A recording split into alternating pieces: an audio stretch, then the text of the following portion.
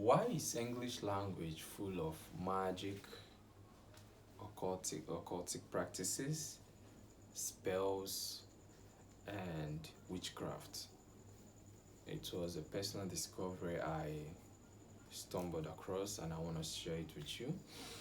And it's really strange that we speak a language that has all this stuff on it, and we don't know about it.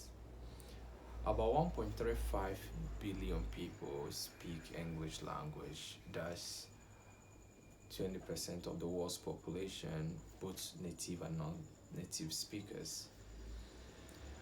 In China, Mandarin Chinese is the highest native speaking spoken language in the world.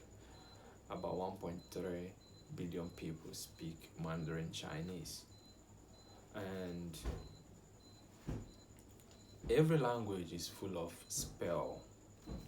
I'm not really worried about spell.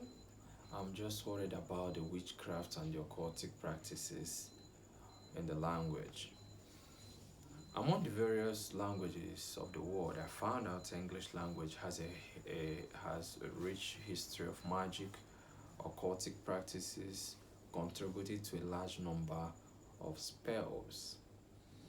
And what is really a spell? A spell is a magical formula, word, or phrase used to manifest a specific intention, influence, or outcome.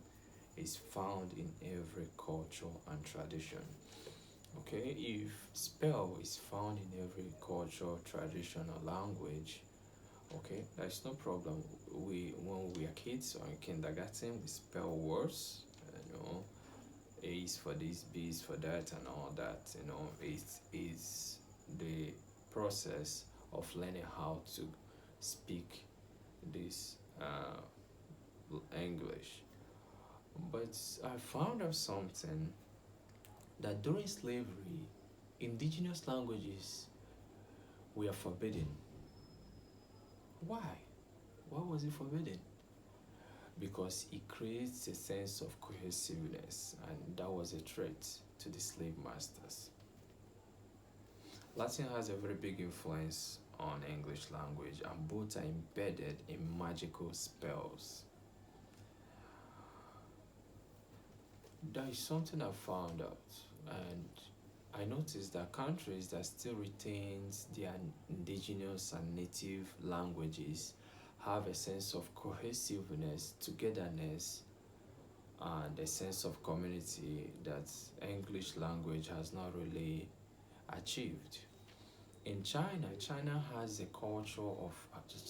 sense of community, culture. Their culture is so intact that you hardly break through. They are not easily influenced by other people's culture or tradition or behavior. Their culture is so interwoven between themselves that it's really worth emulating. And I find that countries that speak English language are more divided among themselves than countries that still retains their indigenous indigenous languages and dialects. I don't really hate English language. I don't really hate English language, but I really want to see it achieve that cohesiveness between among people. We are those who speak English language are more divided among themselves than those who speak their indigenous languages. Um, that's one thing I would like English language to achieve. And I really found out that the last thing I want to talk about is I found out that when you want to learn a different language, it makes you smarter. It increases your IQ as a person, unlike when you're comfortable speaking only one language.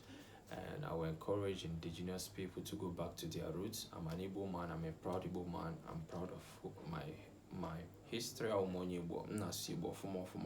proud of my Igbo history, and wherever I go and I speak Igbo, I see someone speaking Igbo or my language or my dialect.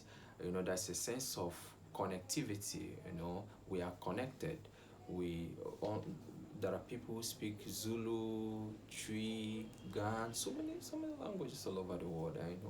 They are interconnected. Once you speak it, someone who who speaks it, feels connected to you, with you. And I really want the indigenous people to go back to their language, and start speaking their languages, because it brings that cohesiveness, togetherness, a sense of community, and a sense of togetherness that I've not really seen in English language. I hope this helps you to keep on promoting. Do not be shy of who you are.